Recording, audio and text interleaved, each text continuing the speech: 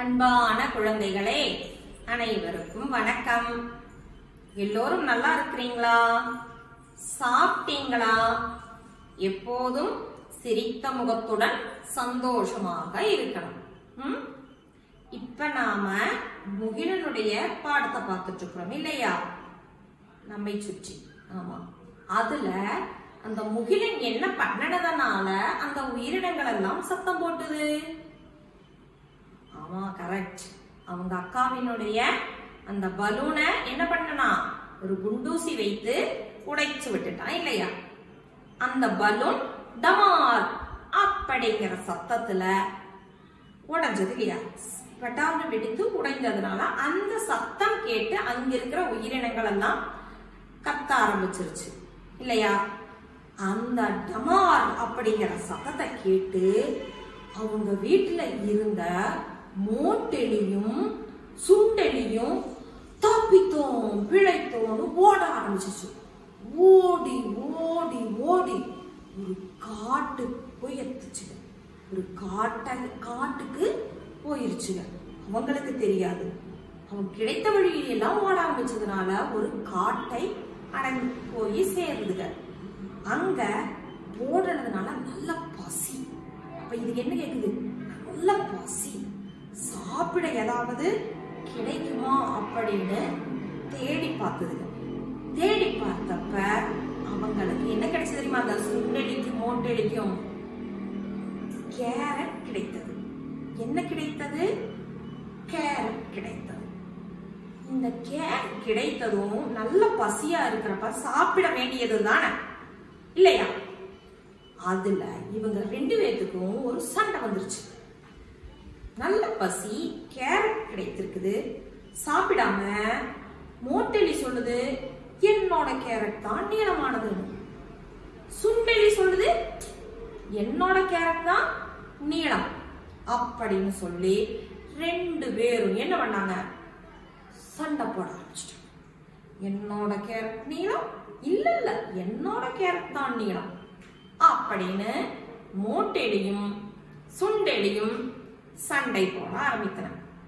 அப்ப பார்த்து இந்த சண்டையை கேட்கிறதுக்கு யார் வர்றாங்க தெரியுமா? முயல் வருது. முயல் என்ன சொல்லுதுன்னா, இந்த ரெண்டு கேரட்டையும் பார்த்து கொண்டாங்க, ரெண்டு கேரட்டையும் கொண்டாங்க, நான் ஒரே நீளமாக்கி தரேன் அப்படின்னு சொல்லிட்டு மெதுவா பாக்குது. எந்த கேரட் நீளம், எது நீளம் குறைவு, என்ன பண்ணனா இது ரெண்டையும் ஒரே நீளமாக்கலாம் அப்படின்னு சொல்லிட்டு இது என்ன பண்ணது? ஒரே நீளமாக்குற முயற்சியில இறங்குது. இது என்ன பண்ணிருக்கும்? முயல் இந்த ரெண்டு கேரட்டும் ஒரே நீளமாக்கணும்னா முயல் என்ன பண்ணிருக்கும்? கரெக்ட், ஒரே நீளமாக்குறேன்னு சொல்லிட்டு அது என்ன பண்ணுச்சு தெரியுமா? நீளமா இருக்கிற கேரட் இருக்குது அல்லவா, அதைய கடித்தது. நீளமா இருக்கிற கேரட்டை கடிச்சதும் அது நீளம் குறைவா மாறிடுச்சு. ஏற்கனவே நீளம் குறைவா இருந்த கேரட் நீளம் கூடுதலா மாறிடுச்சு இல்லையா? ஏற்கனவே அது நீளம் குறைந்ததா இருந்தது. இந்த கேரட்டை கடித்ததுனால இது என்ன ஆயிருச்சு? இது நீளம் குறைவாகவும் இந்த கேரட் நீளம் கூடுதலாகவும் மாறி இருந்தது பார்வைக்கு. அப்ப என்ன பண்ணுச்சு? மறுபடியும் என்ன பண்ணி இருக்கும்? மறுபடியும் நீளம் கூடுதலான கேரட்டை கடித்து சாப்பிட ஆரம்பிச்சது. மறுபடியும் இதை கடிச்சது, மறுபடியும் இதை கடித்தது. இப்படி கடித்துக்கிட்டே இருந்தா கேரட் என்ன இருக்கும்? தீந்துருச்சு இல்லையா? அப்படித்தான் இந்த மோட்டெலியும் சுண்டெலியினுடையும் கேரட் சட்டைய நம்ம முயல் தீர்த்து வச்சது. சரி, அதைய நம்ம பாட புத்தகத்துல கொடுத்திருக்காங்க. எந்த பாட புத்தகத்துல கொடுத்திருக்காங்க தெரியுமா? கணித பாட புத்தகத்துல கொடுத்திருக்காங்க. எல்லோரும் கணித பாட புத்தகத்தை எடுங்க. இதோ இந்த பகுதி எடுங்க.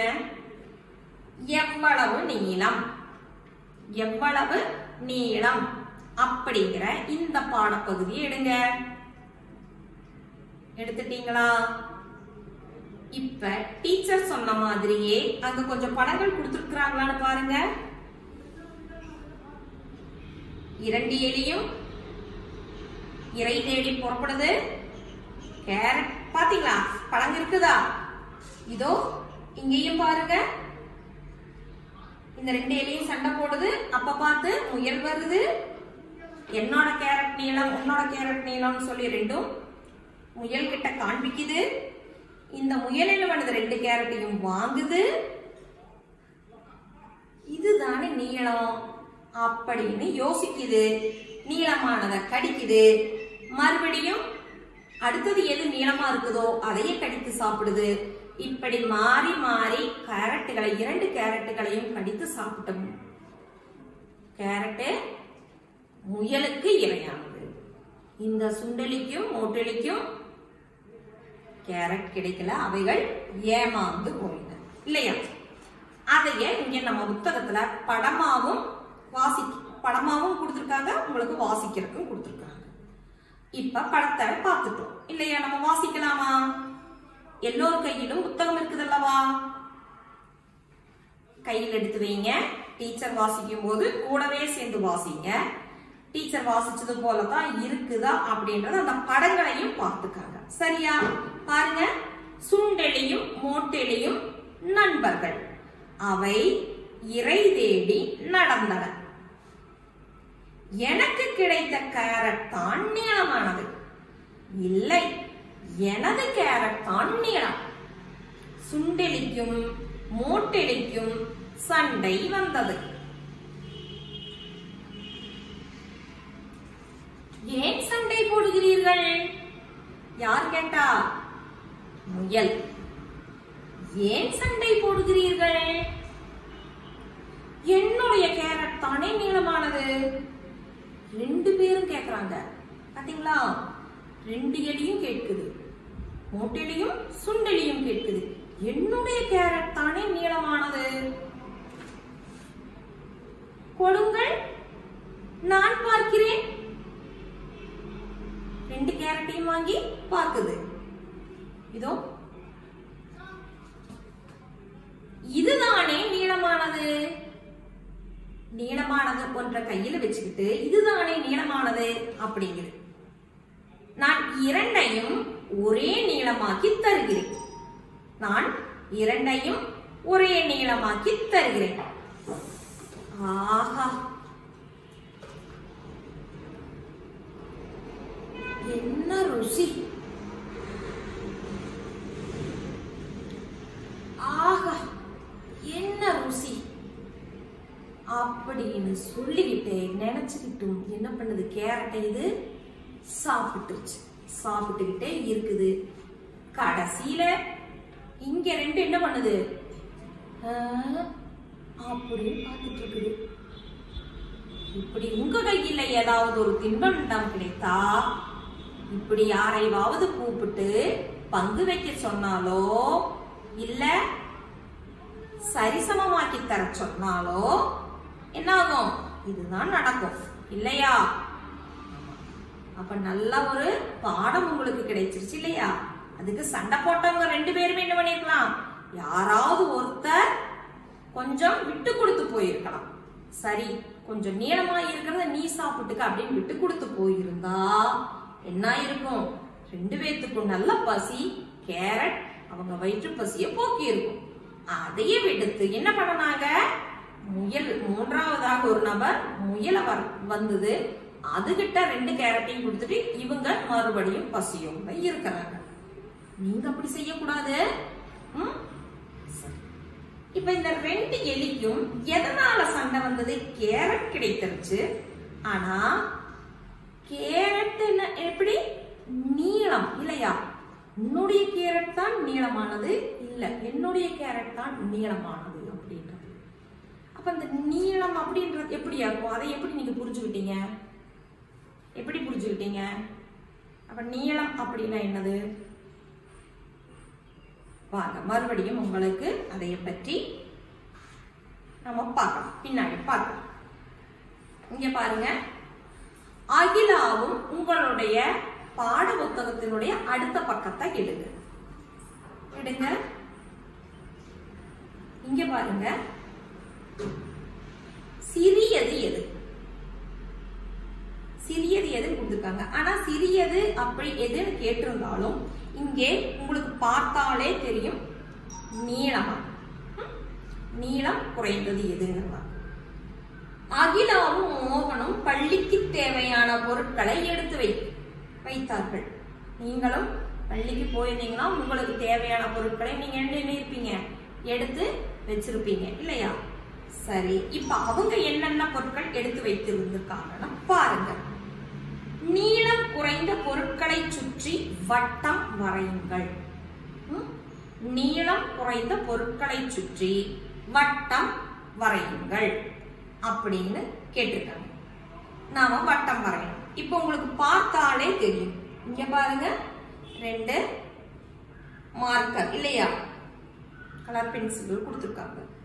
இங்க 2 பாட்டில்கள், 2 பென்சில், 2 குடை, 2 பாக்ஸ் இல்லையா? உங்களுக்கு பார்த்தாலே தெரியும். முதல்ல கொடுத்திருக்கிறது 2 மார்க்கர் இல்லையா? அதுல உங்களுக்கு இப்ப இதுல எது நீளம் குறைவானதுன்னு கேட்டா கரெக்டா சொல்லுவீங்கல்லவா? இதுல எது நீளம் குறைவானது? நீளம் குறைந்ததுக்காக வட்டம் போட்டு சொல்லியிருக்காங்க.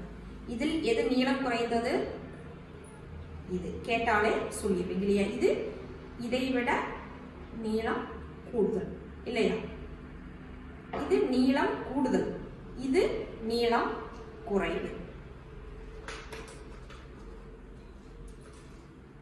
இதில் எது நீளம் கூடுதல்? நீளம் கூடுதல் இது. நீளம் குறைவு இது இல்லையா? அப்போ நீளம் குறைந்ததை பத்தி நீளம் குறைவான ஒன்றுக்கு தான் நம்ம வட்டம் போட போறோம். சரியா? இப்ப இது பார்வைக்கு ஒரே போல இருக்குது இல்லையா இந்த பென்சில்? இப்ப இது எப்படி நீளம் குறைந்தது கூடுதல் பாப்பீங்க? இதோ மறுபடியும் வைத்து காண்பிக்கிற பாருங்க. பார்வைக்கு இரண்டும் ஒரே போல, இப்படித்தான் அந்த கேரட் சண்டை வந்திருக்கும் இல்லையா? பார்வைக்கு இரண்டும் ஒரே போல இருந்தாலும் வைத்து பார்க்கும் போது பாருங்க, எது நீளம் குறைவானது? இது இல்லையா? இந்த பென்சில் நீளம் குறைவானது. இப்போ உங்களுக்கு இது பார்த்தாலே தெரியும். இதுல நீளம் குறைவானதுக்கு நீங்க வட்டம் போடுவீங்கல்லவா? இதுல எது நீளம் குறைவானது? இது. அடுத்தது நீளம் குறைந்தது இது இல்லையா? அடுத்து சிந்திய போடு. அடுத்ததாக இந்த பென்சில். அடுத்தது இங்க பாருங்க, நீளம் குறைந்தது. சரி, வெரி குட். அடுத்ததாக இது. இப்போ இந்த பகுதியில் உள்ள செயல்பாடுகளை நீங்க ரொம்ப சுலபமா செய்துட்டீங்க இல்லையா? நீளம் குறைந்த பொருட்களை சுற்றி நீங்க என்ன பண்ணிட்டீங்க? வட்டம் போட்டுட்டீங்க. அடுத்த பகுதியை பாருங்க. இதற்குள்ள என்னமோ கொஞ்சம் பொருள் இருக்குது. நாம அதை இப்போ சீனி தான் இருக்கிறது. சீனி இருக்குது. இந்த சீனியை எடுக்கிறதுக்கு நம்ம வீட்லயும் ஒரு பாத்திரத்தில் அல்லது பாட்டில்ல அடியில கொஞ்சம் பொருட்கள் இருக்கும் இல்லையா? அதை எடுக்கிறதுக்கு எந்த மாதிரியான கரண்டியை பயன்படுத்துவோம்? மேல இருந்தா அதற்கு தகுந்த கரண்டியை எடுப்போம் இல்லையா? இப்ப இங்க இருக்குது சீனி. இந்த பாட்டிலினுடைய அடிபாகத்துல இந்த சீனி இருக்கு. இதைய எடுக்கிறதுக்கு இங்க 3 கரண்டி கொடுத்திருக்காங்க. இதற்கு பொருத்தமானது எந்த கரண்டியில எடுத்தா சீனி வரும் அப்படிங்கிறத நீங்க இங்க டிக் அடிக்கணும். இதோ இந்த அடையாளம் போடணும். போடுவீங்களா?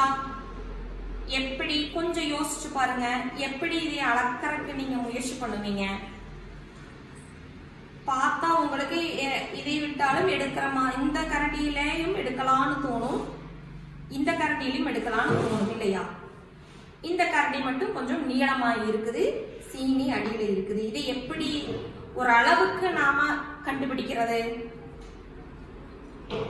நூல் எடுத்துப்போம். நம்ம நூல் எடுத்துக்கலாம். இந்த பாட்டிலினுடைய அளவு இங்க பிடிச்சுக்கலாம். இதோ இங்க பிடிச்சிட்டு இங்க பாருங்க, இது வர பாருங்க, இங்கதான் சீனி இருக்குது. அப்ப இந்த நூலினுடைய இந்த அளவு பகுதியை எடுத்து இங்க வச்சு பார்ப்போம். எந்த எந்த இந்த நூலினுடைய அளவுக்கு ஏற்றாற்போல் உள்ள கரண்டி எதுவோ அதுல நாம சீனி எடுக்க முடியும் அப்படின்னு ஒரு முடிவுக்கு வரலாமா? முடிவுக்கு வரலாமா? மறுபடியும் சொல்றேன். இங்கிருந்து இதுவரை நாம என்ன பண்ணுவோம்? ஒரு நூல் எடுத்துக்குவோம். அந்த நூலை இங்கிருந்து இதுவரை நாம சரியான முறையில பிடித்து அளந்துக்கலாம். அந்த அதே அளவில் உள்ள கரண்டி எதுன்றது இங்க வச்சு பார்ப்போம். இது வச்சா கூடுதலாக பத்தாம போயிரும், இது வைத்தாலும் பத்தாம போயிரும் தோணுது. ஆகவே இது கரெக்டா இருக்கும்னு நினைச்சீங்கன்னா இதற்கு நீங்க இந்த அடையாளத்தை பயன்படுத்தி டிக்கெட். சரியா? சரி. இப்போ உங்க வீட்டுல இருப்பாங்கல்லவா, நிறைய பேர் இருப்பாங்க. அப்பா இருப்பாரு, உங்க அண்ணா இருப்பாங்க, அக்கா இருப்பாங்க, இல்ல உங்களுக்கு தங்கை, தம்பி, பாப்பா எல்லாம் இருப்பாங்க. உங்க வீட்டில் உள்ளவங்க எல்லாம் கண்டிப்பா எழுதுறதுக்கு பேனாவோ பென்சிலோ பயன்படுத்துவாங்க. நீங்களும் பயன்படுத்திட்டு இருக்கிறீங்க இல்லையா? அவங்களுடைய பேனா, பென்சில், அந்த எழுதுகோள் அதைய வாங்குங்க. உங்களதும் வாங்குங்க, உங்களதும் எடுத்துக்காங்க. அதைய ஒரு மேசையில இப்படி நிறுத்தி பாருங்க. யாருடைய பென்சில் அல்லது பேனா நீளமானது, நீளம் கூடியது அப்படிங்கிறத கண்டுபிடிங்க. அது செய்வீங்கல்லவா? அது உங்களுக்கு எளிமையான வேலை தானே. அதுவும் செய்து பாருங்க. எது நீளம் கூடியது அப்படிங்கிறது வீட்டில் உள்ளவர்களுடைய எழுதக்கூடிய அந்த பேனா, பென்சில் எதுவாக இருந்தாலும் நீங்க பாருங்க. அதுல யாருடைய பென்சில் அல்லது பேனா நீளமானது அப்படிங்கிறதையும் பாருங்க. அந்த வேலையையும் செய்து பாருங்க. அடுத்ததாக வரிசைப்படுத்துவோம். இங்க பாருங்க, வரிசைப்படுத்துவோம் அப்படிங்கிற தலைப்புல கொடுத்திருக்காங்க பாருங்க. வரிசைப்படுத்துவோம்ங்கிற தலைப்புல என்ன கொடுத்திருக்காங்க? ஒரே போல உள்ள 3 பொருட்கள் கொடுத்திருக்காங்க. ஒரே போல உள்ள 3 பொருட்கள் கொடுத்திருக்கிறாங்க. அந்த 3 பொருட்கள்ல 1, 2, 3ன்னு வட்டம் போடணும், எழுதணும். நீங்க அதற்கு கீழே வட்டம் கொடுத்திருக்காங்க, எழுத வேண்டிய இடம் கொடுத்திருக்காங்க. எப்படி எழுதணும்னு கேட்டா, மிக சிறியதிலிருந்து மிக பெரியதுக்கு. முதல்ல உங்களுக்காக ஒரு மாதிரி கொடுத்திருக்காங்க பாருங்க. கொடுத்திருக்காங்களா? இந்த பகுதி தான் எடுத்து வச்சிருக்கீங்க. Yes, good. அப்ப படத்தில் உள்ள ஒவ்வொரு குழுவிலும் உள்ளவற்றை பரிசோதித்து மிகச் சிறியதை 1, அதைவிட பெரியதை 2, மிக பெரியதை 3 என வரிசைப்படுத்துங்கள் அப்படின்னு. அப்ப மிக சிறியது எது? இதுல பாருங்க, உங்களுக்கு ஒரு மாதிரி கொடுத்துருக்காங்க 1. அடுத்ததாக எது அதை விட கொஞ்சம் பெரியது? கொஞ்சம் பெரியது 2. அப்ப இதுதான் 2வதாக இருக்கும். அடுத்தது 3வது மிகப்பெரியது இது இல்லையா? இது 3. அப்போ 1, 2, 3 அப்படின்னு நம்பர் போடுங்க. இது போலவே இங்குள்ள எல்லா பொருட்களுக்கும் நம்பர் போடுங்க. உங்களுக்கு பார்த்தாலே தெரியும், கண்டிப்பா சரியான முறையில செய்வீங்க. ஏதாவது பார்த்தாலே தெரியுதுல்லவா? சிறியது எது? இதுதான் மிக சிறியது. அப்போ 1. அதை விட கொஞ்சம் பெரியது எது? இது 2. அடுத்ததாக இது அதை விட பெரியது இல்லையா? மிகப்பெரியது. இப்ப கொடுத்திருக்கிறதுல மிகப்பெரியது இது. இதற்கு 3. அப்படி இது 3க்குமே அதற்கு கீழே உள்ளதுக்கும் நீங்க இது எல்லாம் இந்த பகுதி அப்படியே பூர்த்தி செஞ்சிருங்க. செய்வீங்கல்லவா? Very good. இப்ப இந்த இடத்துல ஒரு பசுவும் கன்றும் கொடுத்திருக்காங்க பாருங்க. பசுவும் கட்டி போட்டிருக்காங்க, கன்றும் கட்டி போட்டிருக்காங்க. பசுவினுடைய கயிறும் கன்றினுடைய கயிறும், இதுல எது நீளம் கூடுதல்? நீளம் குறைந்த கயிறு யாருடையது? டிக் போடுங்க. நீளம் கூடினது யாரோடதுன்னு பாருங்க, நீளம் குறைந்தது யாரோடதுன்னு பாருங்க. நீளம் குறைந்த கயிறுக்கு டிக் அடையாளம் போடுவீங்களவா? பாருங்க, நல்லா பாத்தீங்கன்னா தெரியும் உங்களுக்கு. நான் சொன்னங்களவா, அப்படி ஒருவேளை உங்களுக்கு பார்த்து தெரியலன்னா நான் என்ன பண்ண சொன்னேன், நூல் எடுங்க, இதோ இங்கிருந்து இதுவரை நீங்க பிடிச்சுக்காங்க, இந்த நூலை பிடிச்சுக்காங்க. பிடிச்சிட்டு இந்த இடத்துல கை வச்சுட்டு திரும்பவும் இங்க பாருங்க, இது நீளமா இருக்குது இல்லையா? பசுவினுடைய கயிறு கொஞ்சம் நீளம் கூடுதலாக இருக்குது. கன்றுக்கு வரும்போது அதே நீளம் இங்க தேவைப்படலை இல்லையா? கொஞ்சம் குறைவா தான் தேவைப்பட்டது இந்த கயிறுக்கு. இப்ப புரிஞ்சதல்லவா?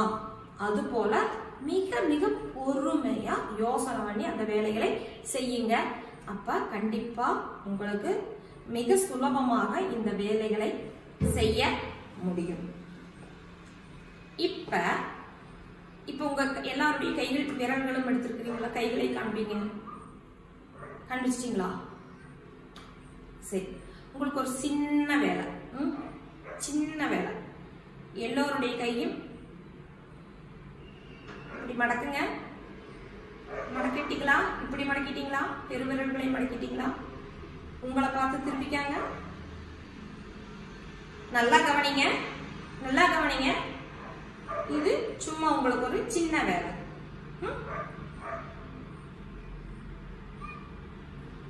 வலது கையின் பெருவிரலை விடுங்க வெளியே, இடது கையின் சுண்டு விரலை வெளியே விடுங்க. அது ரெண்டையும் மறுபடியும் மடக்குங்க. அதே நேரத்துல வலது கையினுடைய சுண்டு விரலும் இடது கையினுடைய பெருவிரலும் வெளியே விடுங்க.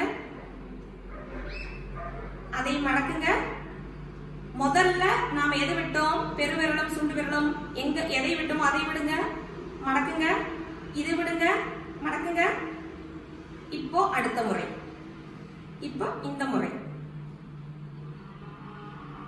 வேகமா பண்ணுங்க.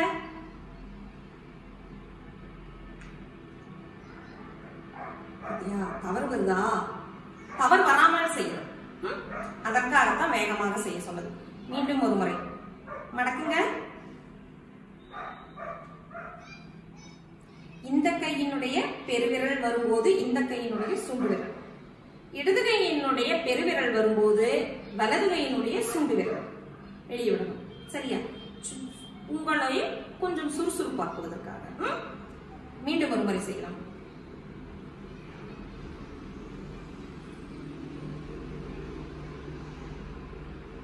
ரெடியா? செய்து இருக்கிறீங்களா டீச்சர் போலவே? Very good. ஓரிரு முறை தவறுகள் வரலாம், வரும். ஆனா தவறு வந்துருச்சு அப்படிங்கறதுக்காக நாம எடுத்துக்கிட்டு இருக்கிற ஒரு வேலையை, செய்துகிட்டு இருக்கிற ஒரு வேலையை விட்டுறக்கூடாது. அந்த தவறை எப்படி திருத்தி அடுத்த இடத்துக்கு போகணும் அப்படிங்கறத யோசிக்கணும். அதற்காகத்தான் இந்த சின்ன வேலை, உங்களை சுறுசுறுப்பாக்குவதற்காக. இப்ப மீண்டும் உங்களுடைய கை விரல்கள் நாம் எடுத்துக்கலாம். மறுபடியும் நம்ம அவங்க கை விரல்கள் இப்படி காணிங்க. ரெடியா? ரெடி. இப்ப இங்க பாருங்க, என்னுடைய இப்ப இந்த விரல்கள் நான் இப்படி காண்பிச்சிருக்கேன். இந்த விரல்கள்ல எந்த விரல் நீளமானது? மறுபடியும்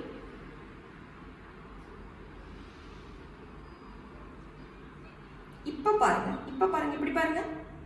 இதுல என்னுடைய நான் இப்ப காண்பித்திருக்கிறேன். இதுல எந்த விரல் நீளமானதுன்னு கேட்டப்ப உங்களால சொல்ல முடியுமா?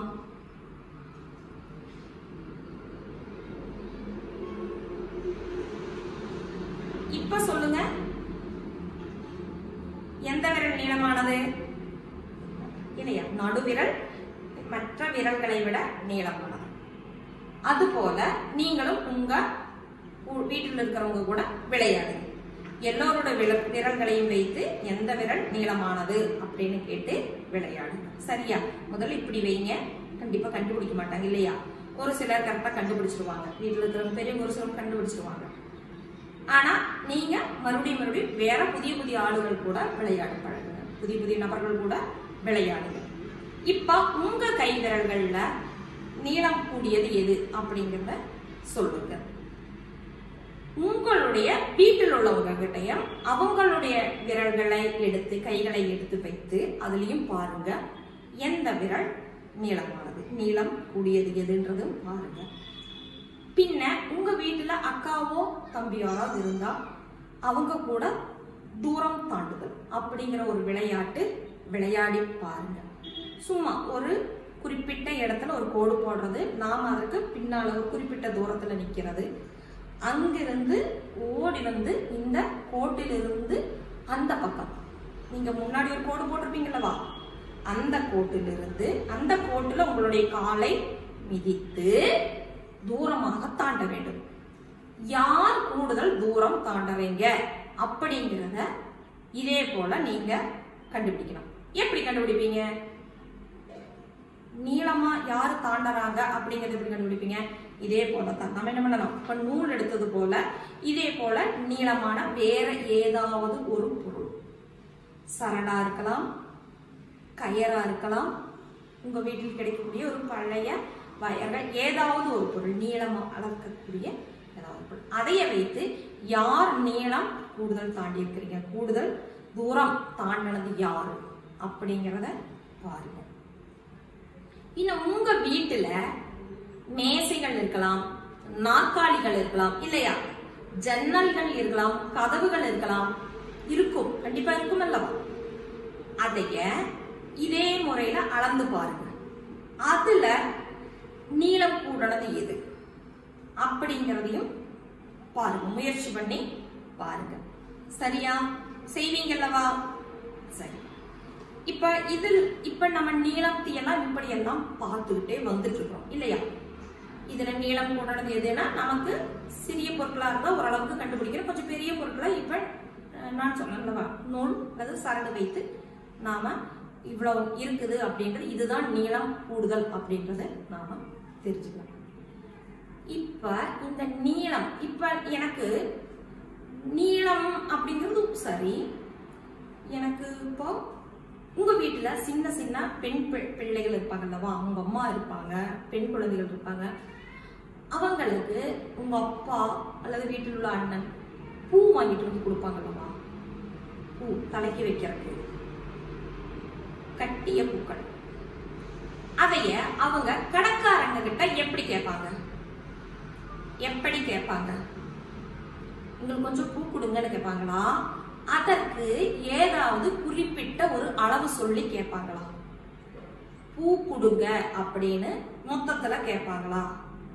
ஒற்றை பூக்களா இருந்தா வாங்கிட்டு வந்துருவாங்க. இந்த கட்டி வச்சிருப்பாங்கல்லவா, உருண்டையாக கட்டி வைத்துட்டுள்ள அந்த பூக்களை எப்படி வீட்டில் உள்ளவர்களுக்கு வாங்கிட்டு வந்து கொடுப்பாங்க? என்ன அளவு சொல்லி வாங்கிட்டு வந்து கொடுப்பாங்க?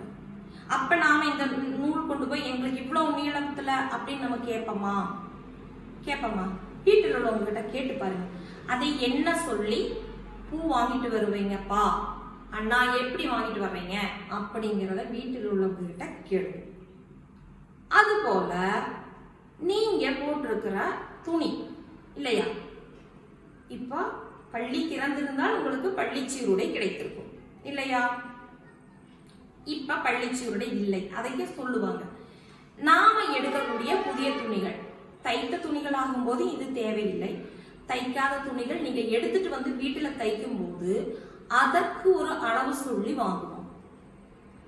அது என்னங்கிறதையும் கேளுங்க, வீட்டில் உள்ளவங்க கிட்ட கேளுங்க. இப்ப நம்ம வீட்டுக்கு முன்னாடி வீதி இருக்குதல்லவா, ரோடு, சாலைகள் இருக்கும். அந்த சாலைகள் எவ்வளவு நீளமானது அப்படின்னு கேட்டா நாம இது போல ஒரு சரடு எடுத்துட்டு போய் ஒரு நூல் எடுத்துட்டு போயோ அளந்து பார்க்க முடியுமா? அதற்கு என்ன சொல்லுவாங்க? அதை எப்படி அளக்குறாங்க? இதெல்லாம் நீங்க எப்பவாவது யோசிச்சது உண்டுமா? பூ வாங்கி கொடுக்கறாங்க, நாம வச்சுக்கிறோம், துணி தைத்து கொடுக்கறாங்க, நாம போட்டுக்கிறோம் இல்லையா, அவ்வளவுதான். சரி, நீங்க சின்ன குழந்தைகள் தானே, இருந்தாலும் இனி நாம பெரிய குழந்தைகளாக வளர போறோம். அப்ப இதெல்லாம் தெரிஞ்சுக்க வேணும் அல்லவா, அதற்காகத்தான் இப்படி ஒவ்வொன்றுக்குமே ஒவ்வொரு அளவுகோல்கள் இருக்குது. அதாவது உங்களுக்கு இப்ப சின்ன குழந்தைகளானதுனால சொன்னா மிக எளிமையாக சொல்லணும்னா ஒரு ஒரு புத்தகத்தை அளக்க வேண்டும்னா எப்படி இப்ப நம்ம அளப்போம், எப்படி அளக்கணும்னு சொன்னா உங்களுக்கு தெரியாது இல்லையா? இப்ப முதல் இலை என்ன பண்ணுவாங்கன்னா இப்படி கை வச்சுக்குவாங்க. நமது பெருவிரல் முதல் சுண்டு விரல் வரை இப்படி எடுத்துக்கிட்டு இப்படி வைப்பாங்க. இப்படி வச்சுக்கிட்டு ஜான் இல்லையா அப்படி சொல்லுவாங்க. இப்படி ஒரு சான் கணக்கு என்னமோ சொல்லுவாங்க இல்லையா? இப்படியெல்லாம் அளந்த காலங்கள் உண்டு, இப்பவும் அளப்பது உண்டு. ஆனால் இந்த மாதிரியான அளவு முறைகள் எல்லாம் அங்கீகரிக்கப்பட்டதா? இதைய வச்சு நாம ரோடு அளக்க முடியுமா? எப்படி நம்மளுடைய பெருவிரலையும் இந்த சுண்டு விரல் எல்லாம் வச்சு ரோடு அளக்க முடியுமா? இந்த மாதிரிப்பட்டது முழம் ஜான் இதெல்லாம் அங்கீகரிக்கப்பட்டது இல்ல. ஒவ்வொருத்தருடைய கைகள் விரல்களும் ஒரு போல இருக்காது. அதற்கு தான் முதல்ல சொன்னேன், ஒவ்வொரு கை விரல்களும் ஒவ்வொரு நீளமுடையது. அப்படி வரும்போது இந்த அளவுகள் ஒரே போல இருக்குமா? இருக்காது இல்லையா? ஆகவே இதற்கெல்லாம் சேர்ந்து பொதுவான ஒரு அளவுகோல் இருக்குது, அளவு இருக்குது. அது நீங்க மேல் வகுப்புகளுக்கு போகும்போது படித்துக்குவீங்க. இப்ப இந்த மாதிரி சில விஷயங்கள் இருக்குதுங்கிறத மட்டும் நாம தெரிஞ்சுக்கணும். நீளத்தை அளக்கிறதுக்கு ஒரு முறை இருக்குது. இப்ப நான் சொன்ன இப்படி கை காண்பித்தது முழத்தில் அளப்பது இல்லையா? முழம், ஒரு முழம் பூ கொடுங்க, 2 முழம் பூ கொடுங்க அப்படின்னு சொல்லுவாங்க. அதெல்லாம் அங்கீகரிக்கப்படாத அளவுகள். பின்ன இரண்டாவது, நாம இப்போ ஒரு பொருளை அளக்கணும்னா இது நீளம் கூடிய பொருள். இந்த நீளம் கூடிய ஒரு பொருளை அளக்கணும்னா நீளம் குறைந்த ஒரு பொருளால் மட்டும்தான் முடியும். இது பாருங்க, 1 2 3. அப்ப இதனுடைய 3 முறை அளந்தா இது போல ஒரு பொருளை நமக்கு அளக்க முடியும் இல்லையா? இதைய வைத்து இதை அளக்க முடியுமா? இப்படி வச்சுட்டு அளக்க முடியுமா? முடியாது, ஒருபோதும் முடியாது. அப்ப நீளம் குறைந்த ஒரு பொருளால்தான் நீளம் கூடிய ஒன்றை அளக்க முடியும். சரி, ஒரு விளையாட்டு வண்டி நாம தயாரிப்போம். ஒரு விளையாட்டு வண்டி தயாரிப்போம். அது இங்க இருக்குது, இந்த பக்கத்துல இருக்குது. இங்க பாருங்க, தென்னை மரத்தில் உள்ள 5 குறும்பை வேண்டும். இதோ தென்னை மரத்தினுடைய குறும்பைகள் பார்த்திருப்பீங்களா? இது போல ஒரு 5 குறும்பைகள் வேண்டும். இந்த 5 குறும்பைகளும் 8 ஈர்க்கில்களும் ஒரே அளவுள்ள ஒரே நீளத்தில் உள்ள 8 ஈர்க்கில்களும் வேண்டும். இதை வைத்து இதோ படத்துல காண்பித்திருக்கிறது போல ஒரு வண்டி, விளையாட்டு வண்டி தயாரிக்கணும். நீங்க வீட்டில் உள்ள பெரியவர்கள்கிட்ட சொல்லுங்க, ரொம்ப ஈஸியா செய்து கொடுத்துருவாங்க. ஆனா நீங்க கூடவே இருக்கணும், அவங்க எப்படி செய்யறாங்கன்னு பார்க்கணும். முடிஞ்சா நீங்க அவங்க கிட்ட இருந்து அந்த இயற்கைகளை வாங்கி குறும்பைகளை வாங்கி நீங்க செய்ய கத்துக்காங்க. இது போல ஒரு வண்டி செய்து விளையாடுங்க. ஒரு சரடு கட்டி வண்டியை இழுத்துக்கிட்டே விளையாடுங்க. விளையாடுவீங்களா? வெரி குட், நல்ல குழந்தைங்க. அப்போ இந்த கணித பாடம் 9வது பாடம் இதோட கூடி நிறைவு பெறுது. இதுல வந்த கணித கருத்து என்னது? நீளம் அப்படிங்கிறது. உங்களுக்கு அது புதிய ஒரு அறிவாகத்தான் இருந்திருக்கும். கண்டிப்பா இந்த பாடத்தை வீட்டில இருந்து மீண்டும் மீண்டும் பயிற்சி செய்து பாருங்க. அப்ப நாம அடுத்த வகுப்புல சந்திக்கலாமா? பாய்.